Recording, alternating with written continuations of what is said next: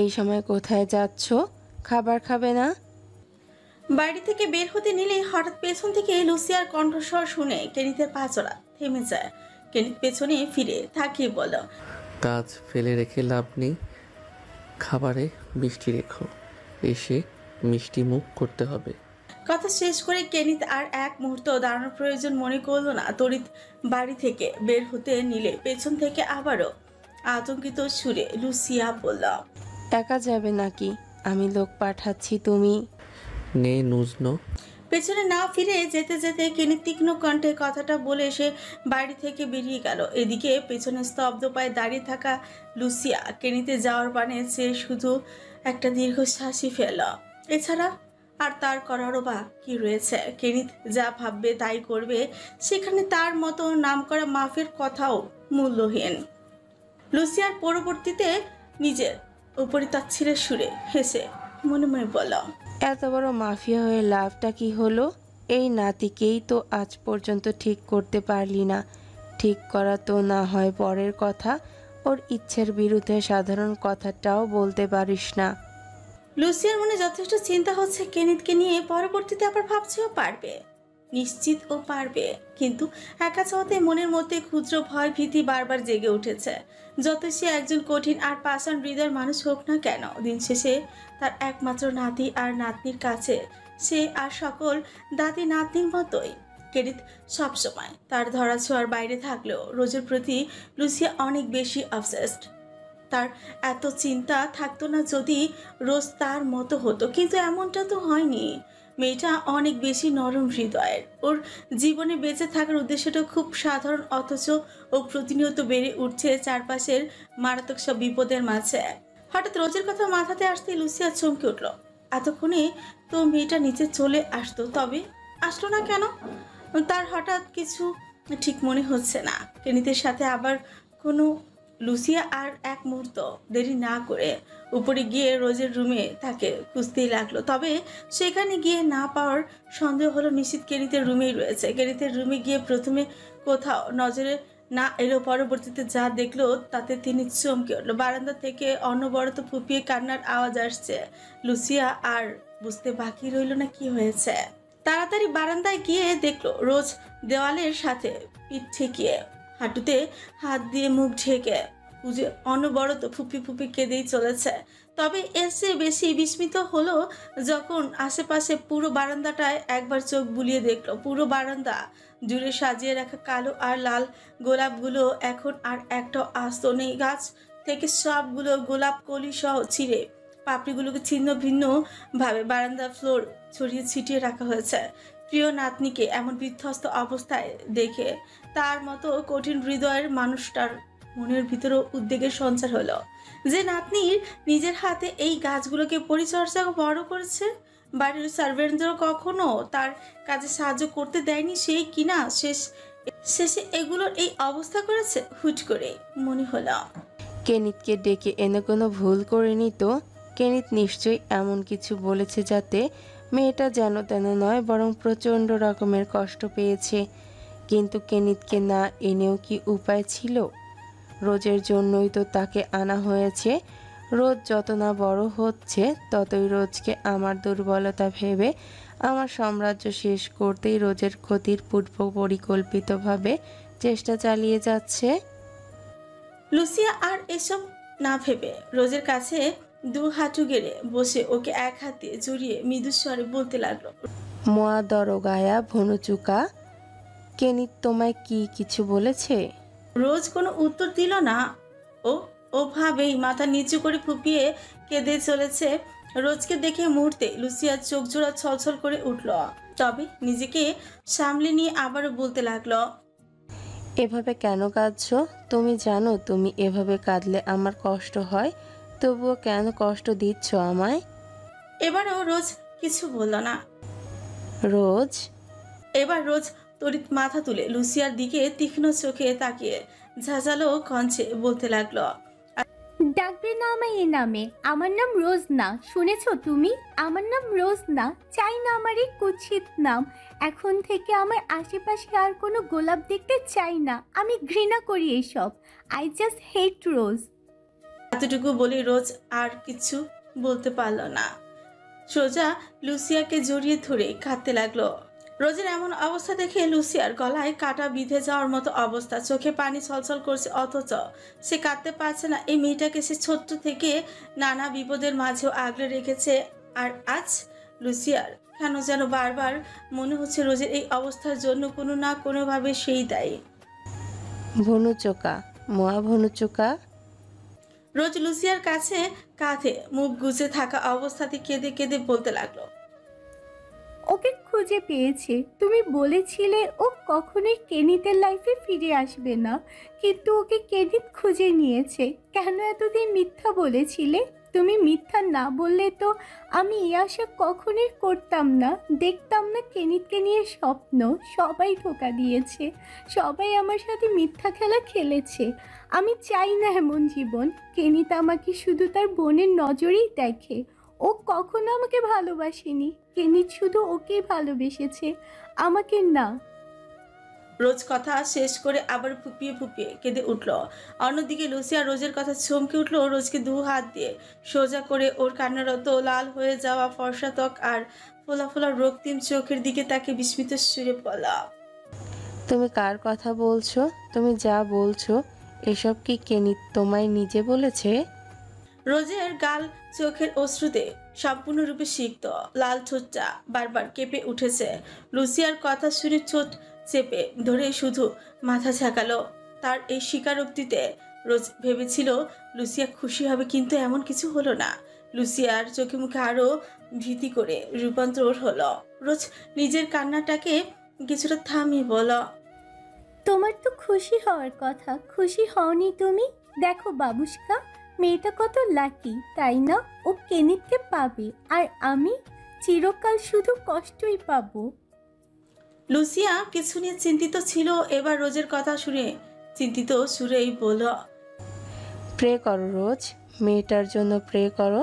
তুমি যা বলছো তাই যদি সত্যি হয় তবে ওই মেয়েটা পৃথিবীর সবচেয়ে দুর্ভাগ্যর অধিকারী হতে চলেছে।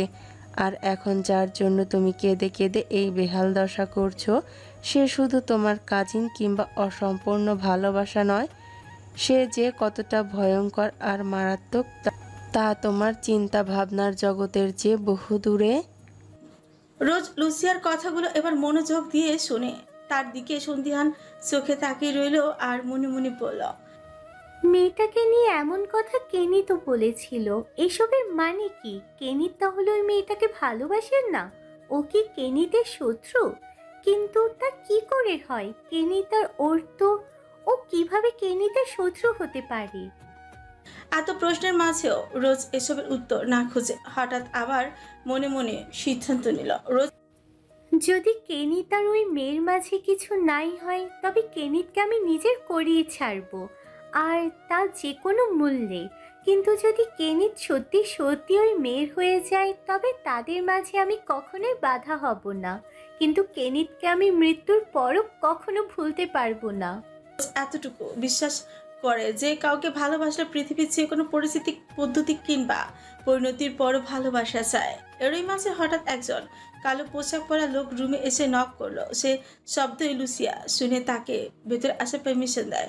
সেই মুহূর্তে এই লোকটা বারান্দায় এসে লুসিয়ার দিকে মাথা ঝুঁকিয়ে কুনিশ করে বলতে থাকে, বস, একটা বিষয় জানানো ছিল। কেনিত স্যার কাস্টম ক্লার্ক 17 এর 2টি গান নিয়ে গিয়েছে। লুসিয়া শিকুচকে বলল, এগুলো ছাড়া সেফটির জন্য আর কিছু নেইনি? নো বস, তবে কিছু অদ্ভুত জিনিস নিয়ে গিয়েছে। একটা সীসার বল নিয়ে গিয়েছে।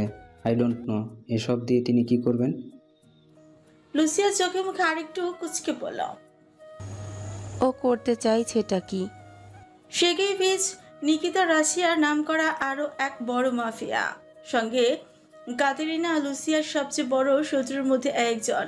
নিকিতার সাথে লুসিয়ারদের শত্রুতা বহু পুরনো। শুধু তাই নয়, বরং এই সেগেইভিচ নিকিতাদের বড় এক ষড়যন্ত্রের কারণেই রোজের বাবাকে নিজের জীবন ত্যাগ করতে হয়েছিল। আর এই ঘটনার পর তাদের শত্রুতা যে আরও বেশি পরিপক্ক হয়ে উঠেছে। আর এবার তাদের নজর গিয়ে পড়েছে রোজের উপর। তাদের জানা মতে পৃথিবীতে এখন লুসিয়ার দুর্বলতা হিসেবে রোজই রয়েছে, আর রোজকে কোনোভাবে হাতে পেয়ে গেলে লুসিয়াকে শেষ করা বা হাতের খেলা হয়ে যাবে। রাশিয়ার মাটিতে বিশাল বড় এরিয়া, আরও এক রাজকীয় আধুনিক স্টাইলের বাড়ি, চারপাশে কালো পোশাক আর রাইফেল হাতে বিশাল নিরাপত্তার কর্মী টহল। দীর্ঘ এক রাস্তা পেরিয়ে পৌঁছাতেই হবে এই বাড়ির দোরগোড়ায়। কেনিত নির্বিকারে গাড়ি চালিয়ে যাচ্ছে। একটা সময় পর বাড়ির সামনে আসতে গার্ডরা সব ওখানেই আটকে দিল।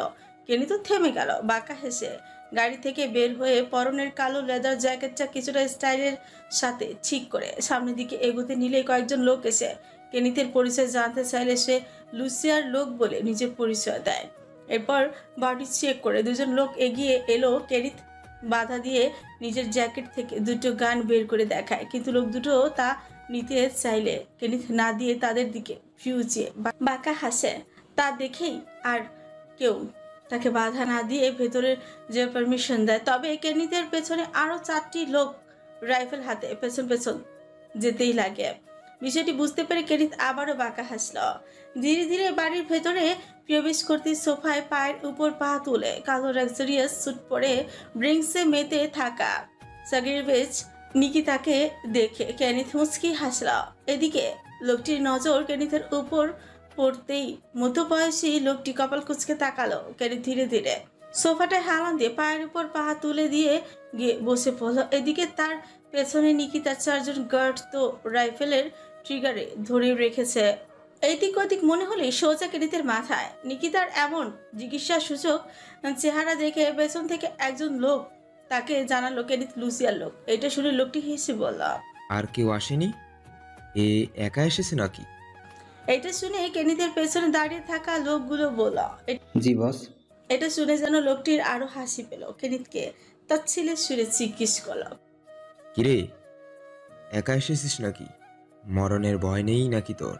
তোর ম্যাডামের কি লোকজন সব কমে গেছে নাকি যে আমার এরিয়ায় একাই চলে এসেছিস? কেনিত কিছু বলল না, বরং একই পাবে বাঁকা মুচকি হেসে নিকিতাকে দেখে চলেছে। এদিকে নিকিতা কোনো উত্তর না পেয়ে কিছুটা কপাল কুচকে কেনিতকে দেখতে লাগলো। এরপর মদের গ্লাসে একবার চুমুক দিয়ে আইসি ভঙ্গিতে বলল, ভাবসাব তো ভালোই দেখছি। একা যখন এসেছিস তাহলে ছোটোখাটো খেলোয়াড় তো তুই না। নিশ্চিত লুসিয়ার অতি বিশ্বস্ত কেউ হবি।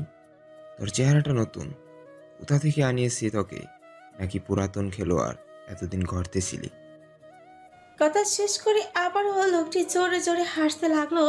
নেশার মাত্রাটা একটু বেড়ে গিয়েছে বিধায় উল্টোপাল্টা বকে যাচ্ছে, কিন্তু এবারও কেনিত কি বললো না বিধায় লোকটির এবার কিছুটা রাগী হলো। কিছুটা মেজাজ দেখিয়ে ভটকার গ্লাসটা কাচের টেবিলটার উপর শব্দ করে রেখে সামনের দিকে ঝুঁকে পড়ল। ফাজলামি করতে এসেছিস? কথা বলছিস না কেন? লুসিয়া কোন উদ্দেশ্যে পাঠিয়েছে তোকে বল। এরপর সাথে সাথে বলল, এর কাছে কোনো অস্ত্র পেয়েছিস? জি বস, এর কাছে গান। কথা শেষ করার আগেই কেনিত কিছু না বলে জ্যাকেট থেকে গানটা বের করে টেবিলের উপর রাখলো। তখনই লোকটি তা দেখে তার ছেলের সাথে হেসে পড়ল। এটা কি? তুই কি এটা দিয়ে আমাকে মারতে এসেছিস নাকি? কেনিত এবারও কিছু না বকে লোকটির দিকে হাসি মুখ করেই তাকিয়ে রইল। এবার লোকটি নিজের কণ্ঠ স্বরকে কিছুটা তীক্ষ্ণ করে সন্ধিহান চোখে তাকিয়ে পড়ল। কেনিত কে রে তুই? তোর নাম কি? মুচকি হেসে পড়ল, V K, I am V K, that means vampire Kenneth. এটা শোনা মাত্র আশেপাশের সাগের ব্রিজ নিকিতার মাঝে তো কোনো হেলদোল হলোই না, কারণ সে এই নামের সাথে এই প্রথমবার পরিচিত। কিন্তু চারপাশে ছড়িয়ে ছিটিয়ে থাকা প্রায় 100 খানেকের লোকগুলো নিজের রাইফেল মুহূর্তেই হাত থেকে ফেলে দিয়ে হাঁটু গেড়ে নিচে দিকে মাথা ঝুঁকিয়ে বসে পড়ল। হঠাৎ এমনটা হওয়ায় নিকিতার নেশাগ্রস্ত মস্তিষ্কটা চমকে উঠল। সে তড়িৎ দাঁড়িয়ে আশেপাশে তাকে জোরে জোরে চেঁচিয়ে বলল, এসব হচ্ছেটা কি? যে সকল সোলজার কিংবা বডিগার্ড নিজেদের আত্মসমর্পণ করেছে তারা ব্যতীত আরো কিছু লোক হয়েছে যারা একইভাবে স্থির রয়েছে। এদিকে কেনিতের পেছনে রাইফেল হাতে মাথা নিচু করে দাঁড়িয়ে থাকা লোক, অন্যদিকে নিকিতার পেছনে দাঁড়িয়ে থাকা আন্ডারবস ক্যাপো অ্যাসোসিয়েট সহ তার আরও কিছু বিশ্বস্ত বডিগার্ড তার প্রোটেকশনের জন্য সজাগ হয়ে দাঁড়িয়ে। নিকিতা নিজেদের কর্মীদের এই হাল দেখে সম্পূর্ণ বিস্মিত। অন্যদিকে কেনিতের পেছনে দাঁড়িয়ে থাকা তার লোকেরা এখনো কিছু করছে না বিধায় সে রেগে গিয়ে হুঙ্কার দিয়ে তাদের উদ্দেশ্যেই বলল, মাথা খারাপ নাকি? এখনো ওকে শ্যুট করা হচ্ছে না কেন? তার এই হুঙ্কারে কেনিতের পেছনে দাঁড়িয়ে থাকা লোকগুলোর মাঝে কোনো হেলদোল হলো না। তারা অকপটে একইভাবে দাঁড়িয়ে রইল, যেন তাদের করার কিছু নেই। এদিকে নিকিতার পাগল প্রায় অবস্থা। সে এগুলোকে বাস্তবতা নাকি নেশার খোর ভাববে তাই বুঝে উঠতে পারছে না। তার এতগুলো কর্মী সবাই কেন এমন বিহেভ করছে, এদের হয়েছেটা কি, তার কিছুই জানা নেই নিকিতার। এদিকে নিকিতা রেগে পেছনের আশেপাশে তাকিয়ে বলল, আমার মাথা দেখছিস তোরা? একে শ্যুট করছিস না কেন? এই আমাদের শত্রু, মেরে ফেলাকে।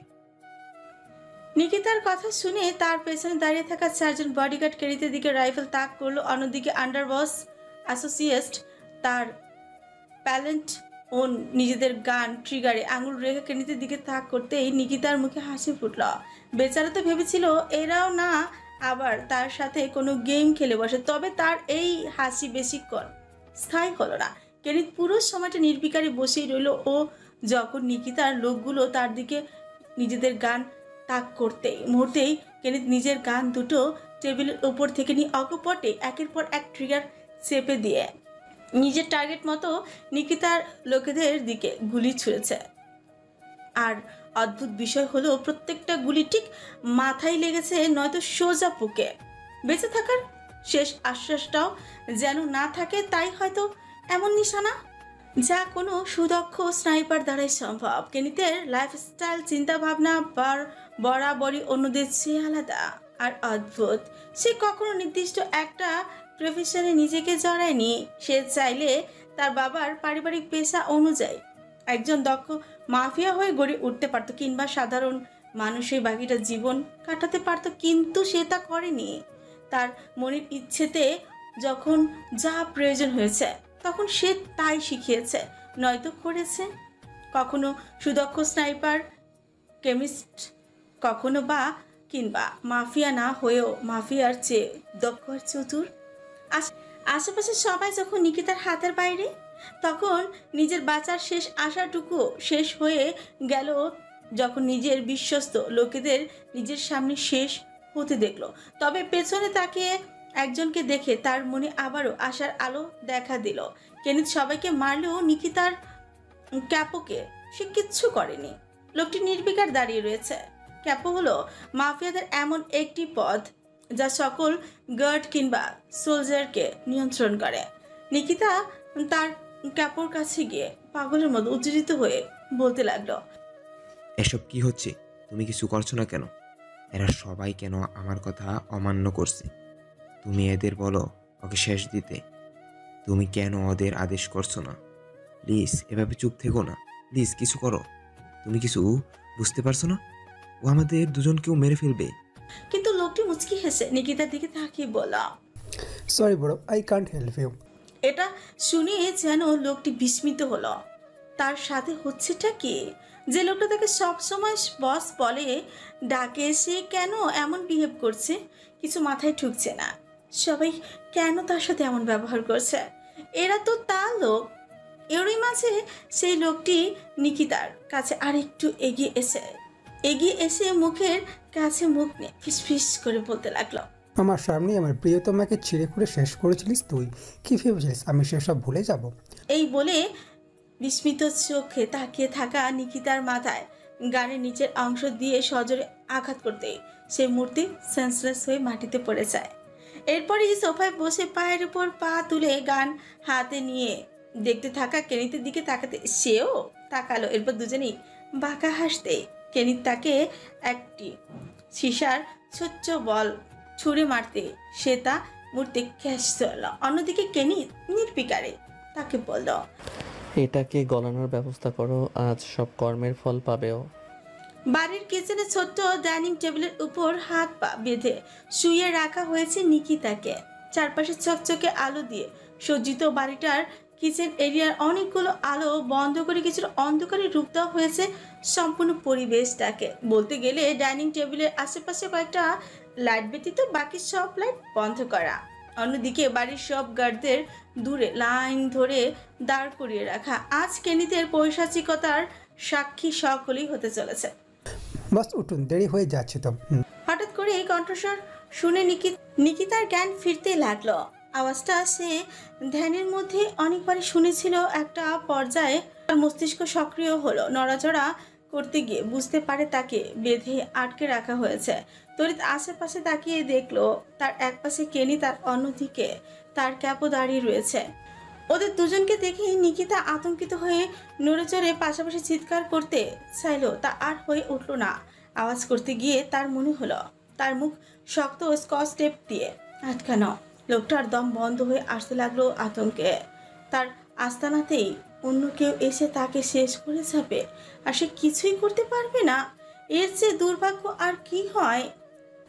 নিকিতা ছটফট দেখে কেনিত মুচকি হাসল এবং পাশে থাকা ক্যাপোকে বলল, লাল হয়েছে তো। ক্যাপো রোমান নির্বিকার উত্তর দিল, কিন্তু সে জানে না এটা দিয়ে কেনিত কি করবে। তাহলে আর দেরি কিসের, নিয়ে এসো। কেনিত আর রোমান দুজনের হাতেই থার্মাল গ্লাভস আর মুখে মাস্ক পরা। কেনিত তাকে সীসার বলটা দেওয়ার পর রোমান তা গলানোর পূর্ণ ব্যবস্থা করে ফেলেছে। যেহেতু সীসাকে লাল লাভার মতো তৈরি করতে অতিরিক্ত তাপ চায়, সেহেতু বলটিকে গলাতে কিছু অতিরিক্ত যন্ত্রেরও ব্যবস্থা করেছে। কেনিতের হাতে রোমান গলানোর লাভার কাস্ট আয়রনের পাত্রটা দিয়ে দিতেই কেনিতা খুব সাবধানে গ্রিপিং টুলস দিয়ে জিনিসটাকে নাড়িয়ে দেখতে লাগলো। একদম লাল আভার মতোই টকবগে। কেনিত সেটা নিয়ে নিকিতার কাছে গিয়ে কিছুটা ব্যঙ্গ করে বলল, সার্গেই ভিজ নিকিতা, তো নিকি, জীবনের শেষ সময়ে কেমন অনুভূতি হচ্ছে? তার এই কথা শুনে নিকিতার ছটফট যেন আরো বেড়ে গেল। অন্যদিকে রোমান মাঝে কিছুটা ভীতি সৃষ্টি হচ্ছে কেনিতের পরবর্তী কার্যক্রমের কথা চিন্তা করে। তাই কিছুটা নিজেকে তটস্থ করে কেনিতের উদ্দেশ্যেই বলল, স্যার আপনি এটা দিয়ে কি করবেন? কেনিত রোমানের কথা শুনে নিকিতার দিকে থেকে নজর সরিয়ে রোমানের দিকে তাকে মুচকি এসে এরপর অকপটে বলল, তুমি চাইলে এখান থেকে যেতে পারো। এখন যা হবে তা তোমার সহ্য নাও হতে পারে। রোমান কিছু বলল না। সে যদিও কিছুটা ভীত, কিন্তু সে নিকিতার করুণ মৃত্যু নিজের চোখেই দেখতে চায়। যত হৃদয় বিদারক কিংবা লোমহর্ষকর হোক না কেন, সে কিছুতে এখান থেকে সরবে না। আজ থেকে কিছু বছর আগে এই নিকিতাই তার একমাত্র প্রিয়তমা স্ত্রীকে তার চোখের সামনে শেষ করেছে, আর সে তখন কিছুই করতে পারেনি, শুধু আজকের দিনের অপেক্ষায়। রোমান একইভাবে স্থায়ী হয়ে দাঁড়িয়ে রইল। বিধায় কেনিত ওকে দেখে মুচকি হাসল। যতই রোমান নিজেকে শক্ত রাখুক, সে যা করতে চলেছে তা দেখে সে কখনোই এভাবে স্থায়ী হয়ে দাঁড়িয়ে থাকতে দেখতে পারবে না। শুধু সে কেন, এই বাড়িতে থাকা প্রত্যেকটা মানুষ সহ সকল জড় বস্তুগুলো আজ নিজ চোখে না হলেও নিকিতার মর্মান্তিক মৃত্যুর আত্মচিৎকার লোমহর্ষকর ভাবে শিহরিত হবে। কেনিত আর বেশি দেরি করতে চাইল না। নিকিতার মুখ থেকে স্কচটেপটা উঠিয়ে নিতেই নিকিতা অনুরোধের সুরে করে নিজের যান ভিক্ষে চাইল। কিন্তু কেনিতের মতো এক হৃদয়বিহীন ব্যক্তির কাছে এসবের কোনো মূল্য নেই। কেনিত নিকিতার অনুরোধ দেখে মুচকি হেসে বলা, কিছু বছর আগে ঠিক এভাবেই হয়তো আন্দ্রে নিকোলাই নামের কেউ নিজের জীবনের ভিক্ষা চেয়ে আকুতি মিনতি করেছিল, কিন্তু তুই সেই দিন আর তাকে বাঁচতে দিসনি। গুনে গুনে 20টা গুলি করে তার বুক ঝাঁঝরা করে দিয়েছিলি। মনে আছে সেই কথা, নাকি ভুলে গিয়েছিস? 1 মিনিট, তুই জানিস আমি কেন তার কথা বলছি? কারণ সে শুধু কাতেরিনা লুসিয়ার ছেলেই ছিল না, বরং আমার একমাত্র মামাও ছিল। তার সাথে তুই যা করেছিস আজ ঠিক তোর সাথেও তাই হবে। কিন্তু এছাড়া তোর সাথে আরেকটি বোঝাপড়া বাকি রয়েছে। তুই এবার বাবু সকাকে শেষ করার জন্য তার দুর্বলতার দিকে নজর দিয়েছিস। তুই রোজকে নিজের টার্গেট বানিয়ে নিজের মৃত্যু নিজেই ডেকে এনেছিস। তোর বোকামির জন্যই আজ তোর করুণ মৃত্যুর সাক্ষী এই পুরো বাড়িটার এক একটা মানুষ সহ ইট পাথরগুলো হয়ে থাকবে। এই বলে কেনিত যা করলো তা দেখার শক্তি কিংবা মস্তিষ্কের সবলতা রোমানের হলো না। সে নিকিতার আত্মচিৎকারের মুহূর্তেই নিজে চোখ বন্ধ করে হাত দিয়ে 2 কান চেপে চোখ মুখ কুচকে ফেলল। অথচ কেনিত হাসি মুখে নির্বিকারে প্রথমে নিকিতার এক চোখে গরম সীসার লাভা ঢেলে তার হৃদয় বিদার ক্রমশকর চিৎকার আর গলা কাটা মুরগির মতো ছটপটানি উপভোগ করতে লাগলো। এ যেন এক পৈশাচিক আনন্দ। অথচ নিকিতার এমন করুণ দশা দেখে শুধু রোমান নয়, দাঁড়িয়ে থাকা প্রত্যেকটি বডিগার্ড আর সোলজারদেরও ঠিক একই অবস্থা। তাদের হাঁটু সহ সারা শরীর ক্রমশই কাঁপছে, আর নিকিতার একটা চিৎকার লোমহর্ষকর ভাবে সারা শরীর শিহরণ জাগাচ্ছে। রোমানের সতর্কতা অনুযায়ী তারা প্রত্যেকেই জানতো কেনিত অত্যন্ত বিপজ্জনক আর ভয়ঙ্কর, কিন্তু সে যে এমন পিশাচের কিংবা নরপশু কিংবা জানোয়ারের যে নিষ্ঠুর হৃদয়ের তা তাদের জানা ছিল না। অথচ এদিকে কেনিত শান্ত হলো না। সে আবারও ঠিক একইভাবে দ্বিতীয় চোখে সীসার লাভা ঢেলে দিতে আবারও সেই একই ঘটনা, হৃদয় বিদারক চিৎকার। এখন প্রত্যেকেরই হয়তো শ্বাস নিতেও কষ্ট হচ্ছে। একটা পর্যায়ে নিকিতা ছটফট করতে করতে এই টেবিল থেকে উল্টো দিকে হয়ে সোজা নিচেই পড়তে গেল, কিন্তু এখনো ওর দেহ থেকে প্রাণটা চলে যায়নি। কেনিত ওর এহেন অবস্থায় আবারও হাসল। এরপর ওর কাছে গিয়ে শক্ত বুট জুতো পরা পা দিয়ে তাকে ঠেলে উল্টে দিল। নিকিতার চেহারাটা সম্পূর্ণ ভয়ঙ্কর আর বিভৎস হয়ে গিয়েছে। বিশেষত চোখের অংশের দিকে কোনো সাধারণ মানুষের তাকানো মানসিক ক্ষমতা নেই, কিন্তু কেনিতের যেন এইসব দেখে শান্তি হলো। নিকিতা চোখে কিছুটা দেখতে না পেলেও তার শ্রবণ শক্তি এখন কিছুটা সক্রিয়, তবে মস্তিষ্ক যেন ধীরে ধীরে নিষ্ক্রিয় হয়ে যাচ্ছে। কেনিত সচনভাবে দাঁড়িয়ে গ্লাভস আর মাস্কটা খুলে জ্যাকেট থেকে গান দুটো বের করলো। এরপর তার ছেলে সুরে বলল, গুনে গুনে 20টা, তাই না? এটা বলতে দেরি নেই, আর হিংস্র কেনিতের অনবরত ট্রিগারে চাপ দিতে দেরি নেই। একের পর এক গুলি ছুড়ে নিকিতার বুকটা ছাঁচড়া করার খেলায় মেতে উঠল। অথচ তার এই শুট করার শব্দ যত দূর পৌঁছাচ্ছে তত দূর যেন এক লোমহর্ষকর রোমাঞ্চ উত্তেজনা সৃষ্টি করেছে। অথচ কেনিত অকপটে দুটো গানের ট্রিগার চেপে গুনে গুনে 10 বার করে মোট 20 বার শুট করার পরে ক্ষান্ত হলো। কেনিত বাড়ি ফিরতেই লুসিয়া তাকে জিজ্ঞেস করলো, তুমি ঠিক আছো? কিছু হয়নি তো? কেনিত লুসিয়ার দিকে তাকিয়ে মুচকি হাসল। লুসিয়া ওর হাসি দেখে জিজ্ঞেস করলো, কি করছো তুমি? ওখানকার কি খবর? কেনিত একটা ব্ল্যাক ফাইল লুসিয়ার হাতে দিয়ে বলল, কর্মের ফল ভোগ করেছে, এরপর যেতে যেতে বলল, খাবার রেডি আছে তো? খিদে পেয়েছে, ফ্রেশ হয়ে খাবার খাবো। ও মিষ্টির ব্যবস্থা করো, মিষ্টি মুখ করতে চেয়েছিলাম। কেনিতের এমন অকপটে বলা কথাগুলো শুনে লুসিয়া চিন্তিত স্বরে পেছন থেকে জিজ্ঞেস করলো। তুমি কি ওকে? কেনিত পেছনের দিকে ঘাড় ঘুরিয়ে বলল, আজ হোক বা কাল, একদিন না একদিন তো সবাইকে মরতে হবে, আর শত্রুকে বাঁচিয়ে রাখার তো কোনো প্রশ্নই নেই। কেনিত কথা বলা শেষ করে চলে গেল। লুসিয়া দীর্ঘশ্বাস ফেললেও তার মস্তিষ্কে অনেক কিছুই চলছে, কিন্তু কেনিত কিছুই বলার নেই ওর সম্পর্কে। লুসিয়া শুধু ফাইলটা আর রোজের বিষয়টিকে নিয়ে নিকিতার সাথে বোঝাপড়া করতে বলেছিল, কিন্তু কেনিত তো তাকে পুরো শেষ করে দিয়ে এসেছে। বিষয়টি কিছুটা অবিশ্বাস্য ঠেকলো। লুসিয়া মনে মনে খুশি হলো এতদিনে শত্রু আর তার ছেলের খুনির পতনের খবর শুনে, কিন্তু যখন সে এটা জানবে যে নিকিতার মৃত্যু ঠিক কিভাবে হয়েছে তা জানার পর হয়তো সে কেনিতকে নিয়ে আবারও প্রচণ্ড বিস্মিত হবে। তার নাতি যে সম্পূর্ণ পিশাচে পরিণত হয়েছে এটা হয়তো এবার সে পুরোপুরি জেনে যাবে। খাবার টেবিলে বসে লুসিয়া আর কেনিত খাবারই খাচ্ছিল। বিশাল বড় টেবিলের সম্পূর্ণ জায়গা জুড়ে সাজিয়ে গুছিয়ে নানান পদের খাবার।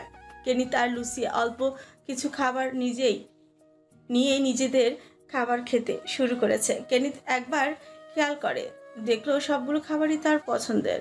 আগে যখন রাশিয়াতে থাকতো তখন সে এইসব খাবারই বেশি পছন্দ করত, যেমন চেরনিকা, তুরন, ক্যাশিয়ানকি, ব্রোচ, খাবলি, পেলমেনি, নাচেনকি ইত্যাদি।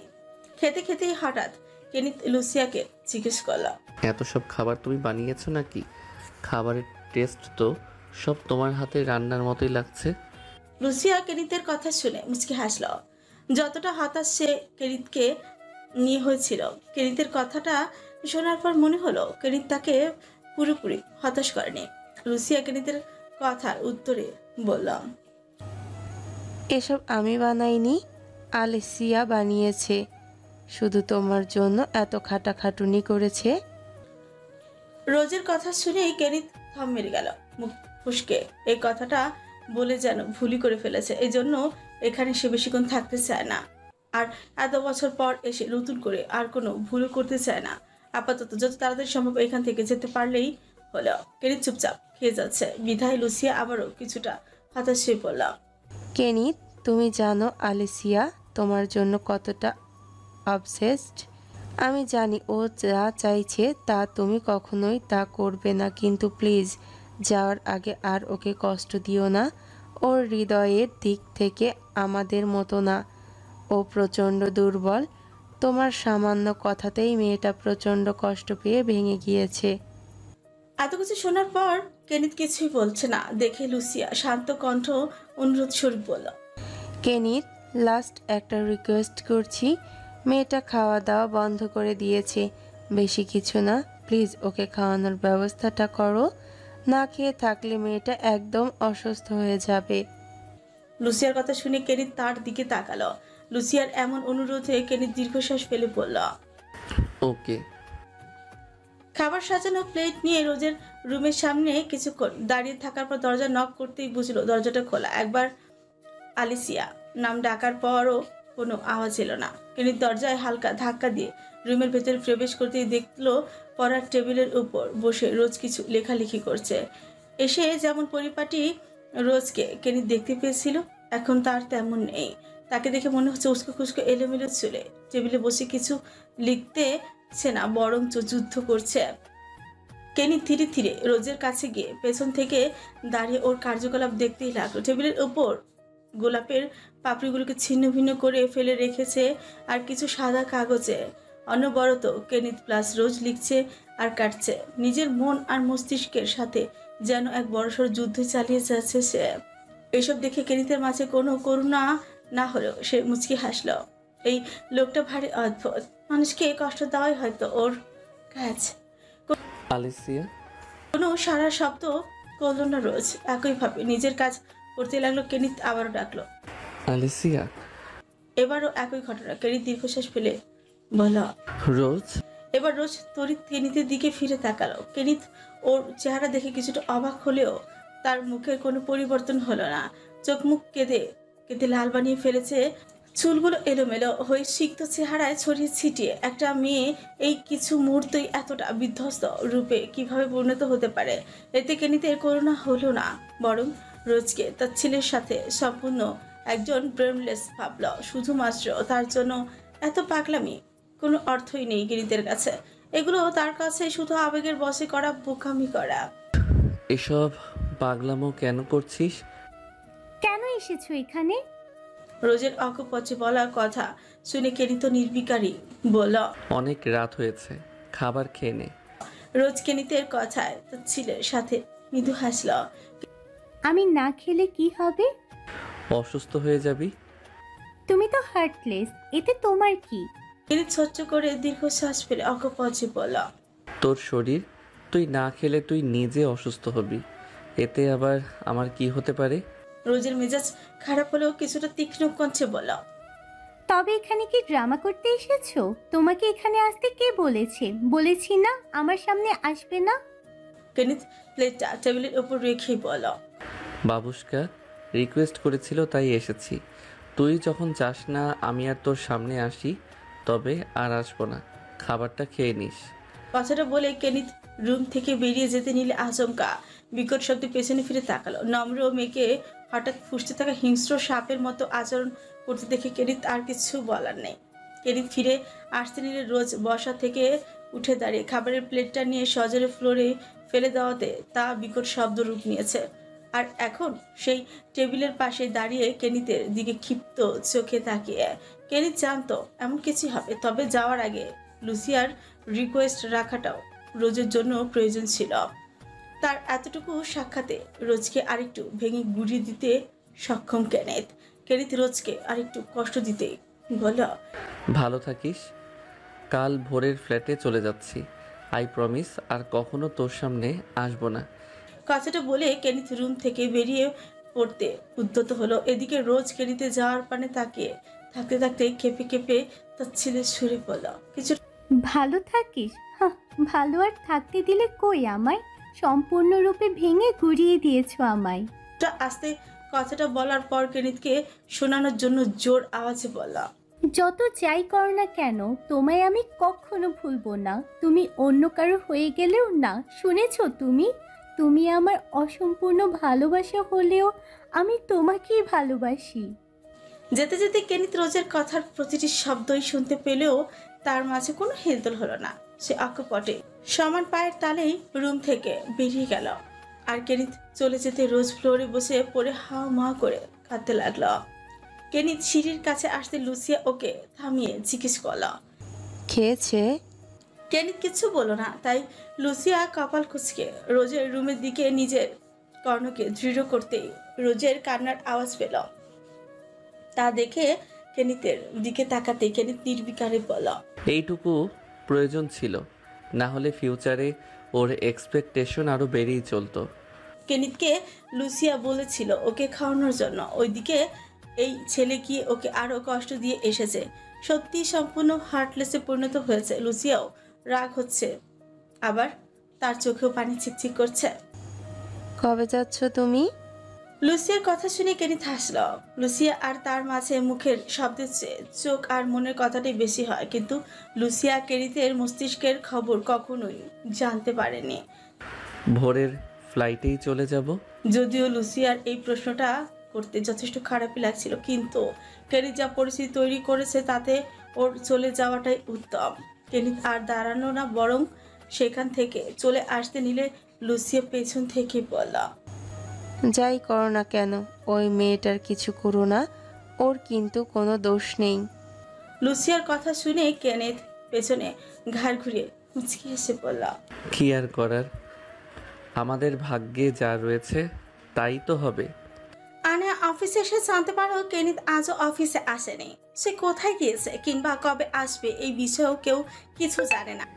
ভালোই হয়েছে, যতদিন আসবে না ততদিন একটু শান্তিতে কাজ করা যাবে, না হলে এই লোকটা মানেই তো এক বড়সড় আতঙ্ক।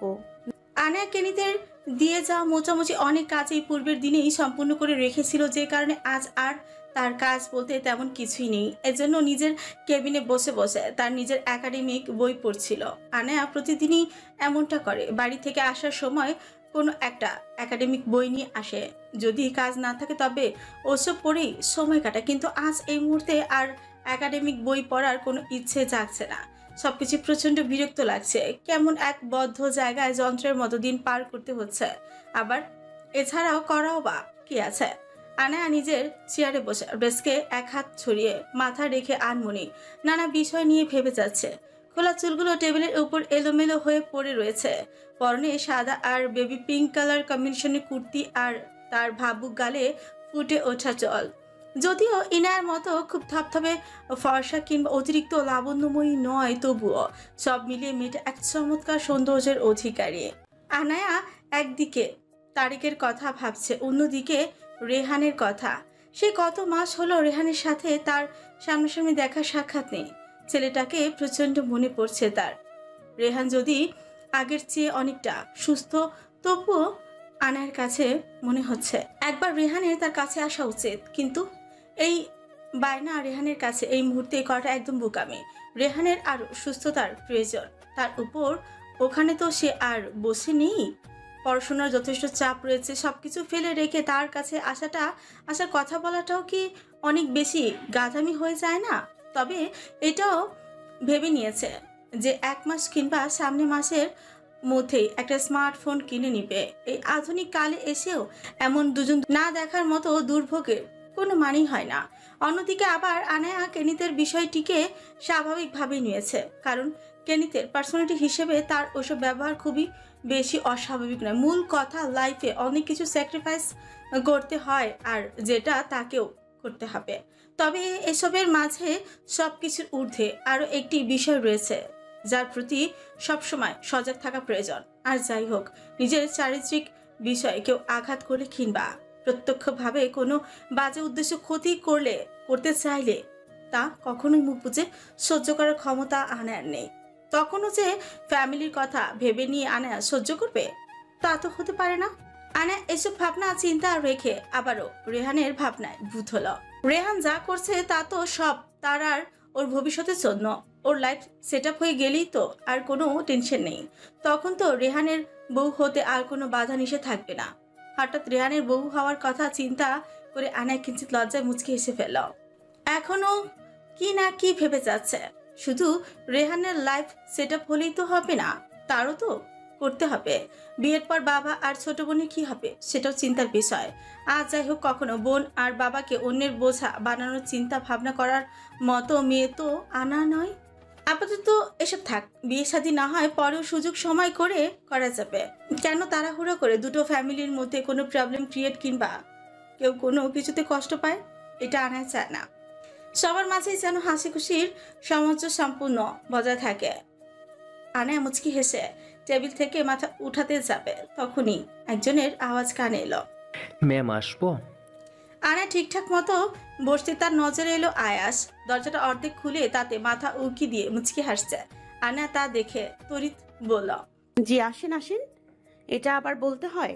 আয়াসও মুচকি হেসে কেবিনে ঢুকে দরজাটা কিছুটা চাপিয়ে দিয়ে ডেস্কের সামনে এসে বলল, ম্যাম বসবো?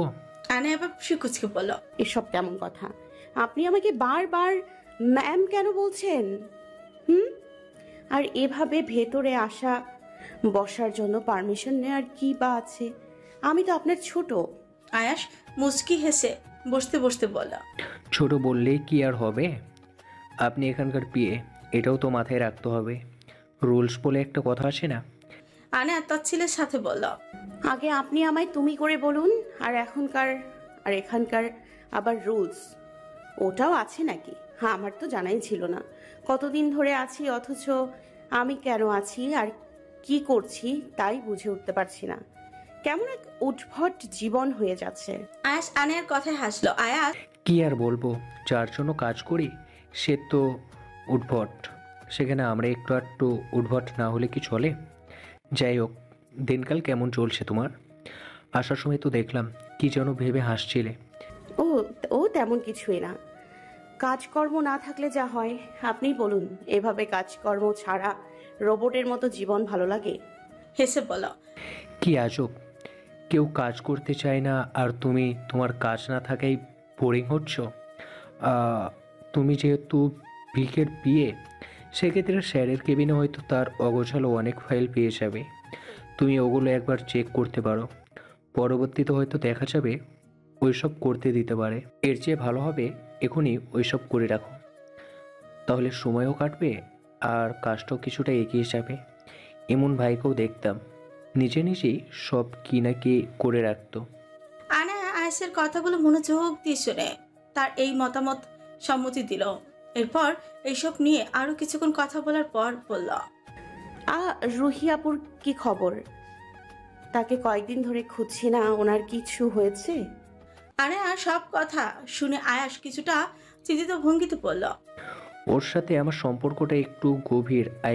আমাদের কলিগদের মধ্যে ওর সাথে বন্ডিংটা ভালোই, একদম ফ্রেন্ডের মতো। কিন্তু অনেক দিন ধরে ওর কোনো খোঁজ খবর না পেয়ে আমিও নিজেও চিন্তিত। আর যাই হোক, কখনো ও নিজের কাজ ফেলে রেখে হুট করে এভাবে গায়েব হয়ে যায় না। কবে থেকে ফোনে ট্রাই করছি, তা ওর কোনো খবর নেই। ওর যেখানে থাক ওর খোঁজ নিয়ে জানতে পারলাম ওখানেই নাকি ও নেই। এদিকে ওর বাবার তো বড় ক্ষমতার হাত কম নয়।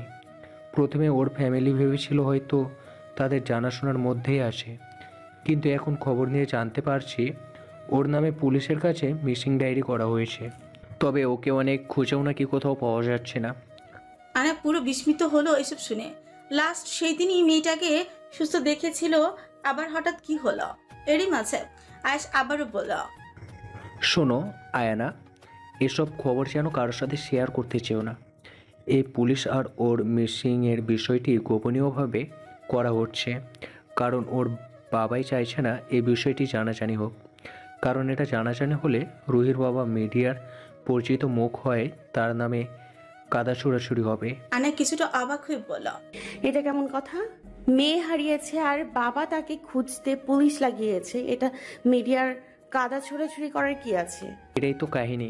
রুহির কিছু বদ অভ্যাস রয়েছে, আমিও কিছুটা জানি। ঘটনা হলো, লাস্ট রুহিকে মধ্যরাতে শহরে নামি দামি নাইট ক্লাবে দেখা গিয়েছে। নাইট ক্লাবের অনেকেই ওর ওখানে থাকা নিশ্চিত করেছে। সমস্যা হলো, পুলিশকে এত কষ্ট করতে হতো না যদি সিসিটিভি ফুটেজগুলো থাকতো। নাইট ক্লাবের আশেপাশে মোটামুটি ছোটোগুলো সিসিটিভি ছিল। ওই রাতেই সব ফুটেজ গায়েব করা হয়েছে। ধারণা করা হয়েছে সিসিটিভি হ্যাক করা হয়েছিল। এত কিছু? তার মানে কেউ ইচ্ছে করে, 1 মিনিট, রুহি আপু এখান থেকে কোথায় গিয়েছে এটা কেউ দেখেনি? সিসিটিভি ছাড়াও তো কারো না কারো তার উপর নজর পড়া উচিত, কেউ তো খেয়াল। আনার কথা শেষ হওয়ার আগে আয়াস বলল, আরে ওখানে যেগুলো চাই সব মাতাল, কে কার খবর নেবে? সব তো নেশায় বুধ হয়ে থাকে। তবে পুলিশ ইনভেস্টিগেশন করে কয়েকজনের থেকে জেনেছে যে রুহি ক্লাব থেকে বের হওয়ার সময় সে একা বের হয়নি, বরং তার সাথে আরও এক বড়সড় দেহের মানুষও ছিল। এখন কে ছিল সেটাই কেউ সঠিকভাবে বলতে পারছে না। লোকটা নাকি একদম মুখে মাস্ক ক্যাপ পরা, বলতে গেলে ছদ্মবেশী ছিল। বুঝতে পারছো ঘটনা কোনো স্বাভাবিক কিছু নয়। It's completed. আনা এইসব শুনে সত্যি অবাক হলো। তার মানে মেয়েটা আর কেউ ক্ষতি? উফ, এমন কিছু যেন না হয়। মেয়েটা যতই উগ্র হোক না কেন, ক্ষতির সম্মুখীন যেন না হয়, এমন কিছু প্রার্থনা করেই আনা আয়েশের সাথে এই বিষয়ে আরও কিছু কথা বলল। একটা পর্যায়ে গিয়ে জানতে পারলো আজ আয়াস হয়তো তাড়াতাড়ি কাজে শেষে চলে যাবে, এই জন্য একটু পর আর ওর সাথে দেখাও হবে না। এদিকে রুহির ফ্যামিলির সাথে যোগাযোগ থাকায় ওর সম্পর্কে অনেক কিছুই জানে, তাই সেগুলো ঘটনা শুনতে লাগলো। বাইরে থেকে ঠান্ডা বাতাস রুমে এসে প্রবেশ করছে। পর্দাগুলো মনের আনন্দে দোল খেয়ে যাচ্ছে। টেবিলের উপর মাথা হেলিয়ে পড়ে পড়ে ঘুমোতে থাকা তরুণী ঠান্ডা বাতাসের দোনে বারবার সেই শিহরণে শিহরিত হচ্ছে। রাত কয়টা বাজে আনায়া তার জানা নেই। কেনিতের কেবিনের ফ্লোরে আর টেবিলে ছড়িয়ে ছিটিয়ে অর্ধশত ফাইল। এইসব নিয়ে অনেকক্ষণ আগেই বসেছিল আনায়া। নিজের কেবিনে না গিয়ে পাকনামি করে ওখানেই কাজ করতে বসে গিয়েছে। কেনিতের চেয়ারের বসে ওর ডেস্কে মাথা হেলিয়ে পড়ে পড়ে ঘুমাচ্ছে আনায়া। কেনিত রুমে সবসময় একটা অন্ধকার আর আবদ্ধ থাকায় অনেকটা জেলখানার মতোই মনে হয়, কিন্তু আনায়ার আজ সেসবও চেঞ্জ করতে গিয়েছিল, তবে তা আর হয়নি। বারান্দাটার দরজাটা একদম খুলে রাখায় সেখান দিয়ে বাহির থেকে সাই সাই করে বাতাস ভেতরে প্রবেশ করলো। রুমে চকচকে আলোর ব্যবস্থা করতে পারেনি। বাধ্য হয়েই নিজের রুম থেকে টেবিল ল্যাম্প এনে কাজে বসে গিয়েছিল। ঠান্ডা বাতাসের শিহরণে একটা সময় হঠাৎ করেই আনার ঘুম ভেঙে গেল। হুট করেই ধরতে পারলো না সে ঠিক কোথায় রয়েছে। আশেপাশে তাকিয়ে দেখলো রুমের সব জায়গায় অন্ধকার, শুধু তার সামনে রাখা টেবিল ল্যাম্পের কারণে আশেপাশে কিঞ্চিত পরিমাণ আলো ছড়িয়ে রয়েছে। একে তো আচমকা ঘুম থেকে উঠেছে, অন্যদিকে এত বড় রুমটায় টেবিল ল্যাম্পের আলোর বিস্তরটা আনায়ার খুব সামান্যই মনে হলো। আনা বুঝতে চেষ্টা করলো এখন সে ঠিক কোথায় আর কি কারণে রয়েছে। একটা সময় পর তার মনে পড়তে চমকে উঠল। তাড়াহুড়ো করে বসা থেকে উঠে দাঁড়িয়ে ফাইলের মাঝ থেকে নিজের ফোনটাকে বের করে সময় দেখতে মাথায় এক হাত দিয়ে ধপ করে চেয়ারে বসে পড়ল। এসব কি? রাত 12টা ছুঁই ছুঁই? সে নেশা করে নাকি ঘুমের ওষুধকে ঘুমিয়েছিল? আনার চোখে এখন সর্ষে ফুল দেখার মতো অবস্থা। এত রাত হয়ে গেল অথচ তার সামান্য হুঁশও হলো না। এত বড় গাথামি করলো কি করে? আশেপাশে সবাই হয়তো কাজ শেষে এতক্ষণে চলেও গিয়েছে। এতক্ষণ তো কারো থাকার কথা নয়। গাধামিটা তো সেই করেছে। নিজের কেবিনে থাকা নিশ্চয়ই গার্ড এসে দেখে যেত কেউ আছে কিনা, কিন্তু কেনিতের রুমে থাকায় হয়তো দেখতেও আসেনি। আনা পুরো কান্না পাচ্ছে, কিন্তু এখন কান্নাকাটি করার সময় মোটেও না। তাড়াতাড়ি এইখান থেকে যেতে হবে। অফিসে কেউ না থাকলে গার্ড 12টার পর অফিসের ভেতরের মেইন গেট বন্ধ করে দিতে পারে। এই ভেবে আনায়াত কোনো মতে উঠে দাঁড়িয়ে নিজের ওড়নাটা ঠিক করে ফোনটা হাতে নিয়ে নিল। তার ব্যাগ তার কেবিনেই রেখে এসেছে। আনায়ার আশেপাশে তাকানোর আর সময় নেই। প্রথমে ভাবলো ফাইলগুলো সব ঠিকঠাক করে রেখে যেতে হবে। এই ভাবনায় ফ্লোর আর ডেস্কের ফাইলগুলো গোছাতে গিয়ে একবার ফোন চেক করতে গিয়ে আবারও বেচারি চমকে উঠল। তরিত ভাবলো এখন এইসব ফাইলগুলো সব গুছিয়ে রেখে যেতে যেতে অনেক সময় লেগে যাবে। তখন আবার আরেক বিপদ। কি করবে না করবে কিছু বুঝে উঠতে পারলো না। তবে বেশি সময় নষ্ট না করে ভাবলো আপাতত যতটুকু গুছিয়েছি ততটুকু থাক, বাকিটা কাল সকালে তাড়াতাড়ি এসে ঠিক করা যাবে। আর কেনিত যেহেতু কবে আসবে তার ঠিক ঠিকানা নেই, তাহলে এত টেনশন করার প্রয়োজন নেই। আনায়া ফোনের ফ্ল্যাশ লাইটটা অন করে টেবিল ল্যাম্পটা বন্ধ করে রুম থেকে বেরিয়ে যেতে উদ্বেগ হলো। ফাইলগুলো যেভাবে রাখা ছিল পুনরায় সেভাবেই থাকা চাই। কিন্তু মুহূর্তেই এক গম্ভীর কণ্ঠস্বর শুনতে পেয়ে আনায়া ভীষণভাবে চমকে যাওয়া তার হাত থেকে ফোনটা নিচে পড়ে গেল। আনায়া মুহূর্তে কিঞ্চিত সময়ের জন্য দমটা বন্ধ হয়ে গেল। সে যা শুনল এটা কি সত্যি নাকি ভ্রম? আনায়া গলা শুকিয়ে যাচ্ছে। আওয়াজটা তো মনে হলো সামনে থেকে এসেছে, কিন্তু সামনে কিংবা আশেপাশে তো কেউ নেই। তাহলে কোথা থেকে আওয়াজ এলো? বারান্দা থেকে? নাকি এখানে আবার ওসব ভূত আত্মা রয়েছে? এই জন্যই কি এই ঘর এমন অন্ধকার রাখা হয়? আনায়ার এবার এইসব ভেবে সত্যি কান্না পাচ্ছে, কিন্তু নিজের এমন বোকামি চিন্তা ভাবনা আর আচরণে বিরক্ত হচ্ছে।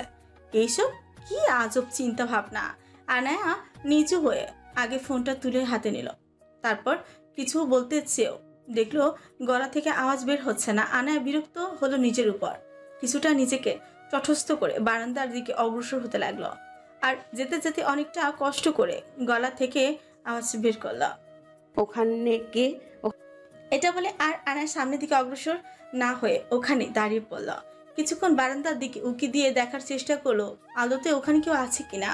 তবে এত রাতে বারান্দা যাওয়ার আর সাহস হলো না। কিছুক্ষণ সময় অতিবাহিত হওয়ার পর যখন কোনো সারা শব্দ এলো না, তখন আনা নিজের বোকামির জন্য তার ছেলের সাথে হেসে পিছনে ঘুরে যেতে নিলেই হঠাৎ বারান্দা থেকে আসতে থাকা কিছু পায়ের আওয়াজ শুনতেই তড়িৎ পিছনে ফিরে তাকালো।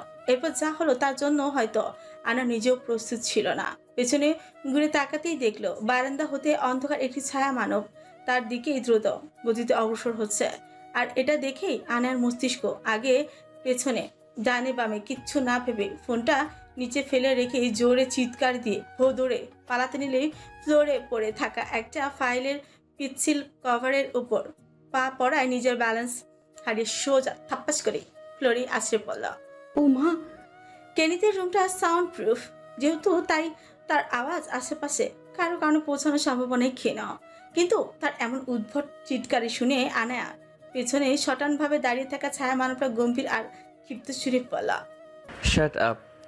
আওয়াজটা শুনে আনায়া নিজের চিৎকার থামিয়ে বলল, আজ সারা দিনও তো কেনিথ স্যার অফিসে ছিল না, তাহলে এখন কোথায় থেকে এলো? আচ্ছা, উনি কি সত্যি সত্যি এসেছেন? তবে আমি কেন এত ভয়ে রাম ছাগলের মতো চেঁচাচ্ছি? মনের মধ্যে অবাধ সাহস ঠুকিয়ে পেছনে ঘুরে তাকানোর সিদ্ধান্ত নিল। কিন্তু পেছনে তাকাতে তার সব সাহস হাওয়ায় উড়ে গেল। তার ফোনটা নিচে পড়ে থাকায় সেই ফ্ল্যাশ লাইটের আলো উপরের দিকে প্রতিফলন হাওয়ায় ছায়া মানবের শারীরিক গঠনের দৃশ্যটা সম্পূর্ণ অস্পষ্ট ভয়ঙ্কর দানবের মতোই দেখাচ্ছে। আর এটা দেখে আনার হুশ উড়ে যায় অবস্থা। এবার আনা ফ্লোরে বসা অবস্থায় আবারও একই সুরে চিৎকার দিতে দিতে চোখ বন্ধ করে সামনে থেকে পেছন দিকে অগ্রসর হতে লাগলো। জাস্ট শাট আপ তারা। প্রচন্ড বিরক্তিপূর্ণ কণ্ঠ বলা কথাগুলো শুনে আনায়া এবার চিৎকার থামিয়ে থম মেরে ফ্লোরে বসে রইল। এরপর ধীরে ধীরে চোখ খুলতে তাকিয়ে দেখলো রুমে খুব সামান্য পরিমাণের অফ হোয়াইট কালারের লাইটগুলো জ্বালানোয় চারপাশটা কিছুটা আলোকিত হয়েছে। আর আনার সেই ছায়া মানবের জায়গায় কেনিতের বলিষ্ঠ দেহ আর চেহারা স্পষ্টই বোঝা যাচ্ছে। আনায়া কয়েকবার চোখের পাপড়ি ঝাপচে আমতামতে শুরু পড়লাম, স্যার এটা কি সত্যি আপনি নাকি? আনার কথা শেষ হওয়ার আগেই কেনিত বললাম, ফাইলগুলো যেভাবে ছিল ঠিক সেইভাবেই যেন থাকে। সময় মাত্র 5 মিনিট। আনা হুট করে কিছু বুঝতে পারলো না, কিন্তু যখনই তার মস্তিষ্ক সক্রিয় হলো তখনই তড়িৎ বসা থেকে উঠে দাঁড়িয়ে কাজে লেগে পড়ল। একে একে আশেপাশে যতগুলো ফাইল ছড়িয়ে ছিটিয়ে ছিল তার সবগুলো গুছিয়ে ছোট্ট কাভার্ডে সাজিয়ে রাখতে লাগলো। এদিকে কেনিত এক জায়গায় সটনভাবে দাঁড়িয়ে প্যান্টের পকেটে 2 হাত গুছে আনের গতিবিধি পর্যবেক্ষণ করছে। পরনে কালো রঙের জ্যাকেট আর কালো আর রেড কম্বিনেশনের টি শার্ট আর কালো প্যান্ট, চোখে মুখে সেই একই, সেই গাম্ভীর্যের ছাপ। চুলগুলো প্রতিনিয়ত যেমন অবহেলা এলোমেলো অগোছালো থাকে, অনেকটা অমন করেই হাফ মেসি বান করা। কেনিত যে তার চোখ মুখ শক্ত করে রেখেও তাকে পর্যবেক্ষণ করেছে আনায়া তা ঠিকই বুঝতে পারছে। আর চোখে সেও এইসব মাঝে মধ্যে খেয়াল করলেও কখনো মুখ ঘুটিয়ে সরাসরি কেনিতের দিকে তাকানোর সাহস হচ্ছে না। কিন্তু এদিকে আনার কলেজার পানি শুকিয়ে গিয়েছে। কোনো মতে কাজ শেষ করে বাড়ি ফিরতে পারলেই বাঁচে। আনায়ার সব কাজ শেষ করে পেছনে তাকিয়ে দেখলো কেনিত তার দিকে তীক্ষ্ণ নজরে তাকিয়ে আছে। যা দেখে আনায়া কেনিতের সাথে তার চোখাচোখি হওয়ার আগে নজর নিচের দিকে ফেলে বলল, স্যার সরি। সামনে থেকে কোনো সারা শব্দ এলো না। আনায়া কেনিতের দিকে কিঞ্চিত তাকিয়েও আবার চোখ নামিয়ে ফেললো আর বলল, ফাইলগুলো না গুছিয়েই চলে যাচ্ছিলাম, এজন্য সরি স্যার। হঠাৎ ঘুমিয়ে পড়ার কিছু বুঝতে পারিনি। I don't like chaotic work. Make sure such mistakes don't happen next time. Anaya মাথা নিচু থাকা অবস্থাতেই মাথা আশেপাশে নাড়িয়ে বলল, ওকে স্যার। আনায়া কিছু বলার আগে কেনিত শান্ত সুরে বলল, Leave now. এরপর আনায়া আর কিছুই বলল না। আর না কেনিতের দিকে তাকিয়ে তার গতিবিধি দেখার চেষ্টা করলো। সোজা পেছন দিকে ঘুরে রুম থেকে বেরিয়ে গেল। আনায়া কেনিতের রুম থেকে বেরোতেই দেখলো চারপাশ পুরো অন্ধকার ছেয়ে গিয়েছে। পুরো এরিয়া যতগুলো লাইট ছিল সব নিভে দেওয়া হয়েছে। কেমন যেন গা ছমছম পরিবেশ, না চাইতো ভয় কাটা দিচ্ছে। আনায়া এসব আর বেশি ভাবতে চাইল না। ফালতু মনে যত বেশি এসব ভাবা যায় যেন তত আরো বেশি ভয় ঢুকিয়ে দেয়। আনায়া তড়িঘড়ি করে সিঁড়ি দিয়ে নিচে নেমে চলে গেল। তার শুধু তার ফোনের ফ্ল্যাশ লাইট অন করা আর আশেপাশে ছোট ছোট ডিজাইনার লাইট জ্বালানো। আনায়া চাইলে লিফটে যেতে পারতো, কিন্তু এই মুহূর্তে আর লিফটে করে যাওয়ার সাহস তার হবে না। এমনিতেই মন মস্তিষ্কের অবস্থা আজকে সময়ের মতো 12টায় বেঁচে গিয়েছে। আনায়া নিচে আসতে হুশ হলো এখন সে বাড়ি যাবে কিভাবে। এখন যেন মাথায় আকাশ ভেঙে পড়ল। সবার প্রথমে উপায় হিসেবে ইমনের কথাই মাথা এলো, কিন্তু ইমন যে শহরের বাহিরে। এই কথা মাথায় আসতে বেচারি কান্নাই করতে ইচ্ছে হলো। এই মুহূর্তে ইমন ছাড়া আর কে তাকে বাড়ি পৌঁছে দিতে পারবে। আগে পিছে না ভেবেই হাঁটা শুরু করতে চাইলে আবার নিজের কাছে রেগে গেল। মাথাটা মনে হয় তার পুরোটাই গেছে। এত দূর রাস্তা সে কোন গাধীর মতোই হেঁটে যেতে চাইছে, তাও আবার এত নির্জন রাতে। এমনিতেই এখানকার আশেপাশের এরিয়া অন্য জায়গার চেয়ে আলাদা, কেমন যেন চুপচাপ আর নিস্তব্ধ। আনায়া কিছু ভাবতে পারছে না, মাথা পুরো হ্যাং হয়ে গেছে। এখন করবে কি? পার্কিং এরিয়ায় গিয়ে চিন্তার অস্থিরতা নিয়ে হাঁটাহাঁটি করতে লাগলো। ভাবতেই লাগলো কাকে ফোন করলে কাজ হতে পারে।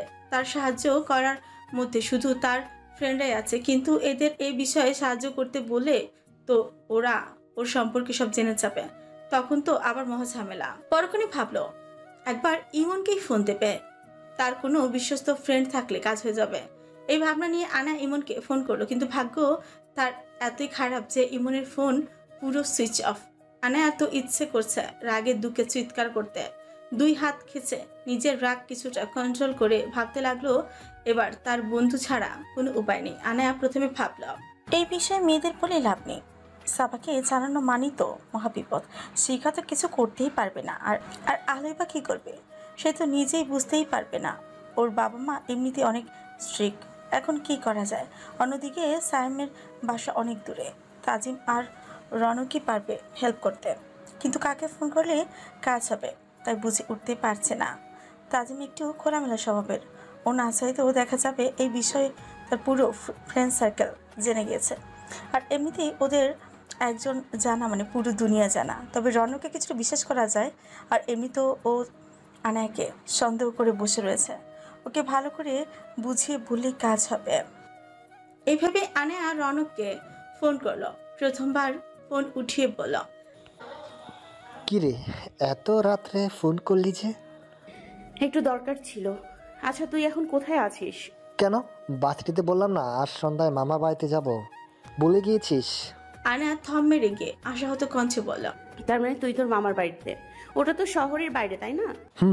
আচ্ছা কি হয়েছে বল তো, কোনো প্রয়োজন কি দরকার তা তো বললি না।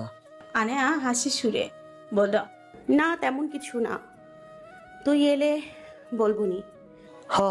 তাই করিস। আর রাতের বেলায় হবু জামাইরে ফোন না করে আমার ফোন দিস কোন আক্কেলে। কয়েকদিন পর বউ পালানো বা কিংবা পরকীয়ার মামলা দিবি, এই জন্য। রনকের কথা শুনে আনার মেজাজ আরো খারাপ হলো। এমনিতেই টেনশনে বাঁচে না, তার উপর ফালতু মার্কা যত সব কথাবার্তা। প্রচন্ড বিরক্তিতে নিয়ে বলল, নাউজুবিল্লাহ, উফ চুপ থাক তুই। এমনিতেই মেজাজ গরম, আর খারাপ করিস না। তা তো বোঝাই যাচ্ছে।